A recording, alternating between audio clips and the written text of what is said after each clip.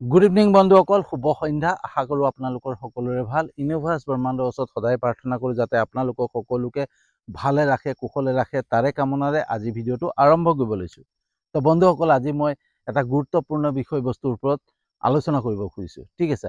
আৰু সেই বিষয়বস্তুটো হৈছে যে বেংকৰ কৰ্মচাৰীয়ে আমাক গ্ৰাহকৰ দৰে ব্যৱহাৰ কিয় নকৰে, ঠিক আছে। হয়তো আপোনালোকে সকলোৱে এনেকুৱা সমস্যাৰ সন্মুখীন হৈছে যে বেংকত কিবা এটা প্ৰব্লেম লৈ গৈছে, কিবা এটা সহায় বিচাৰি গৈছে, কিন্তু বেংকৰ কৰ্মচাৰীয়ে আপোনালোকক গুৰুত্ব দিয়া নাই। তেওঁলোকৰ কামত ব্যস্ত হৈ থাকে। আপোনালোকে অলপ দেৰিকৈ আহিব, অলপ পিছত আহক, এনেকৈ কৈ পেলাই ৰখাই দিয়ে, কিন্তু তেওঁলোকে কোনো ব্যস্ত নাথাকে, এনেই বহি থাকে, ঠিক আছে। সেয়া তেনেকুৱা সম্ভৱ আপোনালোকে সন্মুখীন হৈছে, আৰু তেনেকুৱা এটা সমস্যাত মই সন্মুখীন হ'লোঁ। মই এটা ডাঙৰ সমস্যাত সন্মুখীন হৈ গ'লোঁ, আৰু সেই সন্মুখীন হ'লোঁ মই আসাম গ্ৰামীণ বিকাশ বেংক, দেৰগাঁও অৱস্থিত যোনটো দেৰগাঁও নাৰিকলগুৰি আছে, যোনটো দেৰগাঁও ব্ৰাঞ্চ হয় আসাম গ্ৰামীণ বিকাশ বেংকৰ। সেই বেংকত গ'লোঁ। বেংকত মোৰ ৱাইফৰ নামত এটা একাউণ্ট খুলিলোঁ। একাউণ্টটো খোলাৰ পিছত কি হ'ল, তাত মই যোনটো একাউণ্টটো খোলোতে পইচা জমা দিব লাগে, সেই পইচাটো জমা দিলোঁ। দিয়াৰ পিছত অলপ দিনৰ পিছত মই একাউণ্টটো চেক কৰিলোঁ। চেক কৰোঁতে গম পাইছোঁ যে তাৰ পৰা 800 মান টকা নাইকিয়া, ডিডাক্ট হৈ গৈ আছে। তেতিয়া মই বেংকৰ মেনেজাৰক সুধিলোঁ যে এই পইচাটো গ'ল ক'ত। তেতিয়া তেওঁলোকে ক'লে যে এইটো ইঞ্চুৰেঞ্চৰ পইচা, আমুকৰ পইচা, এনেকৈ কৈ পেলাই কাটি দিলে। তো তাৰপিছত মই তেওঁলোকক প্ৰশ্ন কৰিলোঁ যে এইটো বস্তুটো আপোনালোকে মোক অৱগত কৰিব লাগিছিলে, তো অৱগত কৰা নাই। তো মই যিসকল আসাম গ্ৰামীণ বিকাশ বেংকৰ ওপৰৰ পৰ্যায়ৰ পৰিচালকসকল আছে, তেওঁলোকক প্ৰশ্ন সুধিব বিচাৰোঁ যে আপোনালোকৰ বেংকত যদি মই একাউণ্ট খোলোঁ, তো আপোনালোকৰ এইটো দায়িত্ব হয়নে নাই যে গ্ৰাহকক অৱগত কৰিব লাগে যে আপুনি একাউণ্ট খুলিলে আপোনাৰ ইঞ্চুৰেঞ্চৰ কিবা এটা ডিডাক্ট হয়, ইঞ্চুৰেঞ্চ কৰি দিয়ে। সেইটো গ্ৰাহকক জনাব লাগে নে নালাগে, সেইটো প্ৰথম প্ৰশ্ন, ঠিক আছে। দ্বিতীয়তে কি হৈ গ'ল, দ্বিতীয়তে মই সেই বেংকত মোৰ ৱাইফৰ একাউণ্টৰ এগেইনষ্টত এটা মই ATM কাৰ্ড এপ্লাই কৰিলোঁ। ATM কাৰ্ড এপ্লাই কৰোঁতে প্ৰথম ATM কাৰ্ডটো ঘৰলৈ আহিলে। অহাৰ পিছত সেই ATM কাৰ্ডটো মই গৈ পেলাই যেতিয়া পিন জেনেৰেট কৰিব গ'লোঁ, পিন জেনেৰেট কৰিবলৈ যাওঁতে ইনভেলিড দেখুৱালে। ইনভেলিড দেখুৱাওঁতে তেতিয়া আহি পেলাই মই বেংকৰ মেনেজাৰক, নাৰিকলগুৰি গ্ৰামীণ বিকাশ বেংকৰ মেনেজাৰক আহি পেলাই মই আপত্তি দিলোঁ। তেওঁক ক'লোঁ যে এনেকুৱা প্ৰব্লেম হৈছে, সমস্যা হৈছে, তো কি কৰিম। তেতিয়া তেওঁ ক'লে যে এইটো নহ'ব, আৰু বেলেগ এটা আকৌ এপ্লাই কৰি দিম, বেলেগ এটা এপ্লাই কৰিব লাগিব, এইটো ইনভেলিড হৈ গ'ল। মই আকৌ এবাৰ এপ্লাই কৰিলোঁ। নেক্সট বাৰ এপ্লাই কৰোঁতে নেক্সট ATMখন আহিলে। নেক্সট ATMখন আহোঁতেও মই ঠিক সেই একেদৰে গৈ পেলাই আকৌ সেইটো পিন জেনেৰেট কৰিব খুজিলোঁ। পিন জেনেৰেট নহ'লে, ইনভেলিড দেখালে। তাৰপিছত আকৌ আহি পেলাই বেংকৰ মেনেজাৰক ক'লোঁ। বেংকৰ মেনেজাৰে তেতিয়া মোক কৈছে যে আপুনি আকৌ এবাৰ 72 ঘণ্টা ৰৈ চাওক, তাৰপিছত কৰক, মই কিবা এটা কৰি আছোঁ। তাৰপিছত 72 ঘণ্টাৰ পিছতো যদি মই ট্ৰাই কৰিলোঁ, নাই হোৱা।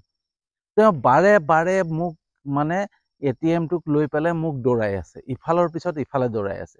অৱশেষত মোৰ খং উঠিলে। খং উঠোঁতে মই ক'লোঁ যে আপোনালোকে যদি মোৰ একাউণ্টটোক চলাব নোৱাৰে, তেতিয়াহ'লে মোৰ একাউণ্টটো ক্ল'জ কৰি দিয়ক, ঠিক আছে।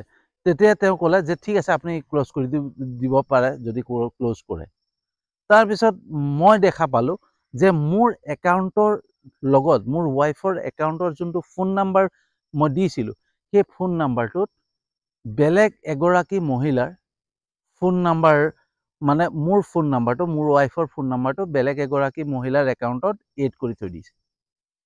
মই যেতিয়া গুগল পে' কৰিবৰ কাৰণে, গুগল পে'ত একাউণ্টটো এড কৰিবৰ কাৰণে মই চালোঁ, চেষ্টা কৰিলোঁ, তেতিয়া দেখা পালোঁ যে দুটা মোৰ একাউণ্ট শ্ব' কৰিছে। মোৰ ফোন নাম্বাৰটো এগেইনষ্টত, মোৰ ৱাইফৰ ফোন নাম্বাৰটো এগেইনষ্টত দুটা একাউণ্ট নাম্বাৰ শ্ব' কৰিছে। তাৰপিছত এদিন মোৰ মোবাইললৈ মেছেজ আহিছে, সেই মহিলাগৰাকীৰ একাউণ্টত কিমান পইচা আছে প্ৰত্যেকটো মোৰ প্ৰুফ আকাৰে মই দিব পাৰোঁ, সেইটো মই স্ক্ৰীনশ্বট ৰাখি থৈছোঁ, যে মই সেই মহিলাগৰাকীৰ কিমান একাউণ্টত মোৰ পইচা আছে, গোটেইখিনি মোৰ ডিটেইলছখিনি মোৰলৈ মেছেজ আহিছে। তেওঁ কিমান পইচা সোমাইছে, কি কৰিছে, চব মোৰ মোৰ মোবাইললৈ মেছেজ আহিছে। তেতিয়া মই গৈ পেলাই তেওঁক ক'লোগৈ। তেতিয়া তেওঁ মোৰ কথাবিলাক যেন গুৰুত্বই নিদিব, তেওঁৰহে প্ৰত্যেকটো বস্তুৰ কথা, ঠিক আছে, সেই কথাটো তেওঁলোকে গুৰুত্ব সহকাৰে নল'লে। অৱশেষত কি হ'ল, মই ATMটো মই ওপৰৰ লগত কথা পাতিলোঁ বা পাতি পেলাই তেনেকৈ এক্টিভ হৈ গ'ল। এক্টিভ হোৱাৰ পিছত মই যিখিনি পইচা আছিলে উইথড্ৰ কৰিলোঁ। তাৰপিছত ভাবিলোঁ, বহুত চিন্তা কৰিলোঁ যে একাউণ্ট এটা আছে যেতিয়া সেইটো একাউণ্টতে চলাওঁ বুলি আজি কি হ'ল, মই যোৱাকালি মই মোৰ ৱাইফৰ একাউণ্টলৈ পইচা এটা ট্ৰেন্সফাৰ কৰিবলৈ চেষ্টা কৰিলোঁ। আৰু পইচাটো যেতিয়া ট্ৰেন্সফাৰ কৰিবলৈ চেষ্টা কৰিলোঁ তেতিয়া তাত তাৰমানে ট্ৰেনজেকশ্যন ফেইল দেখুৱালে। যেতিয়া ট্ৰেনজেকশ্যন ফেইল দেখুৱালে, মই আজি গৈ পেলাই বেংকৰ মেনেজাৰক সেই বিষয়ে ক'ব গ'লোঁ যে মোৰ এইটো কি হৈ আছে, অকণমান দেখাব নেকি, চাই দিব নেকি? তেওঁ এনেকুৱা ব্যস্ততা দেখালে যেন তেওঁ বহুত ডাঙৰ কাম কৰি আছে। তাত থকা আৰু এগৰাকী মহিলা কৰ্মচাৰী, তেখেতক ক'লোঁ, তেখেতেও কৈছে মোৰ কাম আছে, অলপ দেৰি ৰৈ থাকক। তাৰপিছত দেখিছোঁ মহিলাগৰাকীয়ে, সেই মহিলা কৰ্মচাৰীগৰাকীয়ে বাহিৰত এনেই ঘূৰি ফুৰিছে, কোনো কাম কৰা নাই। তাত CCTV কেমেৰা আছে, গোটেই CCTV কেমেৰা দেখা পাব যে আজিৰ ফুটেজটো যদি চাই তেতিয়া দেখা পাব যে তেওঁলোকে মানে বিনা কাৰণত এনেই ঘূৰি ফুৰিছে, কিন্তু গ্ৰাহকক গুৰুত্ব দিয়া নাই। তো এনেকুৱা জানো কৰিব লাগে, এনেকুৱা জানো হ'ব লাগে?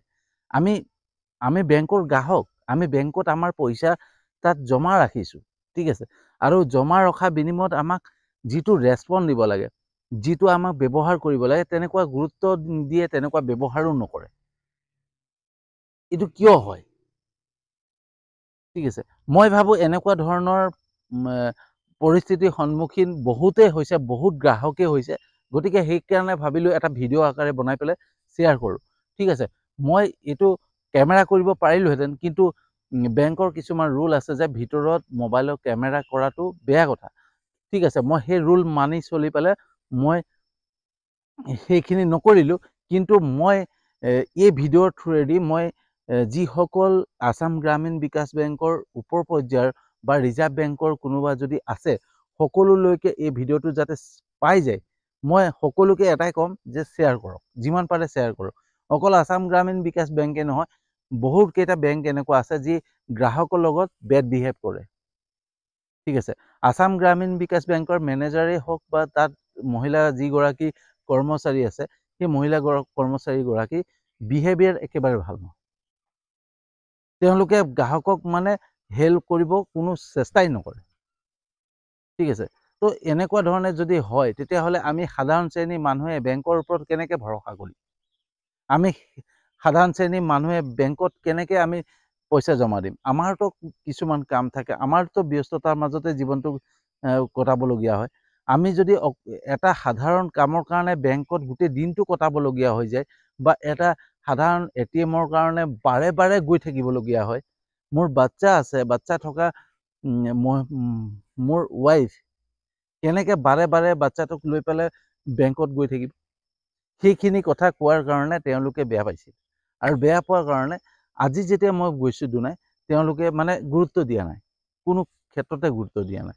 তো মই এটা কাৰণে ভিডিঅ'টো বনাইছোঁ, যাতে মইতো সেইটো বেংকত আৰু কোনোদিন পইচা নাৰাখোৱে বা তাত মই ট্ৰেনজেকশ্যন নকৰোঁৱে, কিন্তু মই উইথড্ৰ কৰিবৰ কাৰণে মোৰ একাউণ্টটো উইথড্ৰ কৰিবলৈও মই তালৈ নাযাওঁ। মাত্ৰ এটাই অনুৰোধ, আসাম বিকাশ বেংকৰ যিসকল উচ্চ পৰ্যায়ৰ পৰিচালকসকল আছে, তেওঁলোকক মই এটাই অনুৰোধ যে আপোনালোকে অলপ সেই বস্তুটোৰ ওপৰত গুৰুত্ব দিয়ক, যাতে আমি সাধাৰণ শ্ৰেণীৰ মানুহ বেংকত গ'লে আমি অৱহেলিত হ'বলগীয়া নহয়। আমাকো যাতে গুৰুত্ব দিয়ে। আমি সাধাৰণ হ'লোঁ বুলি যে কেইটকামান পইচা থলোঁ বুলিয়ে আমাক যে গুৰুত্ব নিদিব, তেনেকুৱা এটা কথা নহয়। আজি বিভিন্ন ধৰণৰ মই চৰকাৰকো অনুৰোধ জনাওঁ যে চৰকাৰকো এটা কথাই অনুৰোধ জনাওঁ যে আমাৰ বেংকৰ একাউণ্টসমূহ য'ত আমি খুলিছোঁ, সেই একাউণ্টত যদি আমি পইচা থ'বলৈ যাওঁ বা পইচা ট্ৰেনজেকশ্যন কৰোঁ বা DVD তাত একাউণ্ট এড কৰোঁ, ঠিক আছে, আপোনালোকৰ চৰকাৰৰ পৰা যিখিনি সাহাৰ্য পোৱা হয় সেইখিনি তাত যদি আহে, তেতিয়াহ'লে বেংকৰ কৰ্মচাৰীয়ে যদি আমাক হেল্প নকৰে, আমাক যদি গুৰুত্ব নিদিয়ে, তেতিয়াহ'লে আমি বেংকৰ লগত ট্ৰেনজেকশ্যন কেনেকৈ কৰিম? গতিকে বন্ধুসকল, যোনে যোনে এনেকুৱা ধৰণৰ প্ৰব্লেম পাইছে, বিহেভিয়াৰ পাইছে, যে বেংকৰ কৰ্মচাৰীয়ে আপোনালোকৰ লগত যদি কোনোবাই বেড বিহেভ কৰিছে বা বেয়া ব্যৱহাৰ কৰিছে, এই ভিডিঅ'টো শ্বেয়াৰ কৰক, যিমান পাৰে শ্বেয়াৰ কৰক, যাতে সকলোৱে গম পায় যে বেংকৰ মেনেজাৰসকলে বা বেংকৰ কৰ্মচাৰীসকলে আমাক কেনেকুৱা ধৰণে ব্যৱহাৰ কৰে। আমি বেংকৰ গ্ৰাহক হয়, তেওঁলোক কোনো চৰকাৰী কৰ্মচাৰী নহয়, তেওঁলোক চৰকাৰী কোনো অফিচাৰ নহয়, তেওঁলোক গ্ৰাহক সেৱাৰ কাৰণে বেংকত যিসকল গ্ৰাহক আহে, বেংকত যি একাউণ্টত খোলে, যি পইচা থয়, যি বেংকত নিজৰ পুঁজিবিলাক ৰাখি থয়, জমা কৰি থয় সুৰক্ষিত হ'ব বুলি, সেই বেংকৰ কৰ্মচাৰীয়ে যদি ব্যৱহাৰ বেয়া কৰে, গুৰুত্ব নিদিয়া নিচিনা কাম কৰে, তেতিয়াহ'লে আপোনালোকে কি কৰিব? হয়নে? এতিয়া বেংকত আমি পইচাখিনি থওঁ সুৰক্ষিত হিচাপে। এতিয়া চাওক, মোৰ যোনটো ফোন নাম্বাৰ, মোৰ ফোন নাম্বাৰটো বেলেগ এগৰাকী মহিলাৰ লগত এড কৰি দিছে, বেলেগ এগৰাকী মহিলাৰ একাউণ্টত এড কৰি থৈ দিছে। আৰু সেই মহিলাগৰাকীৰ যোনটো গোপন কথা, কিমান টকা তেওঁৰ একাউণ্টত আছে, সকলো গোপন তথ্য মোৰ একাউণ্টত, মোৰ ফোন নাম্বাৰত আহি আছিল। তো কিমান নেগলেক্ট কৰে, কিমান নেগলিজেন্স কৰে, তেওঁলোকৰ কাৰণে আজি আমাৰ পইচাখিনি কেতিয়াবা কি হয়, কোনোবাই হেক কৰি পেলাই লৈ গুচি যায়। বহুত এনেকুৱা দেখা পাই গৈছে যে বেংকৰ পৰা পইচা নাইকিয়া হৈ যায়। তো বেংকৰ কৰ্মচাৰীৰ গাফিলতিৰ কাৰণে, বেংকৰ কৰ্মচাৰীৰ ভুলৰ কাৰণেতো এইবিলাক হৈ আছে। আৰু যদি ভুল নহয়, তেতিয়াহ'লে মোৰ একাউণ্টত, মোৰ ফোন নাম্বাৰটো বেলেগৰ একাউণ্টত কেনেকৈ এড কৰিলে? তেওঁলোক ইমান অজ্ঞান নে? তেওঁলোকে মোবাইল টিপি থাকিব, মোবাইল টিপি বেংকৰ কাম কৰে। এনেকুৱা ধৰণে কাম কৰে নেকি বাৰু? বন্ধুসকল, যিমান পাৰে ভিডিঅ'টো শ্বেয়াৰ কৰিব, যদি আপোনালোকে বিচাৰে, ঠিক আছে, যিমান পাৰে শ্বেয়াৰ কৰিব, যাতে এনেকুৱা বেংকৰ কৰ্মচাৰীসকলে অলপ শিক্ষা পায়, ঠিক আছে। তো আজিলৈ ইমানতে ভিডিঅ'টো সামৰণি মাৰিছোঁ। মই এটা কাৰণে দিছোঁ যে বেংকত আমি সকলোৱে যাওঁ, ঠিক আছে। আমি সাধাৰণ শ্ৰেণীৰ মানুহ, বিশেষকৈ বহুত দুখীয়া শ্ৰেণীৰ মানুহ বেংকৰ একাউণ্টত পইচা ট্ৰেনজেকশ্যন কৰে। আজি গভৰ্ণমেণ্টৰ যিখিনি আঁচনিৰ পৰা পইচা আহিছে, সেইখিনি বেংকৰ একাউণ্টৰ থ্ৰুৱেদি আহে। যদি বেংকৰ মেনেজাৰ বা বেংকৰ কৰ্মচাৰীয়ে আপোনালোকৰ লগত বা আমাৰ লগত বেয়া ব্যৱহাৰ কৰে, আমাক গুৰুত্ব নিদিয়ে, আমাক সহায় কৰিবৰ কাৰণে কোনো গুৰুত্ব নিদিয়ে, তেতিয়াহ'লে আমি বিপদৰ সন্মুখীন হ'ম নে না? যদি হ'ম, তেতিয়াহ'লে ভিডিঅ'টো আপোনালোকে শ্বেয়াৰ কৰিব।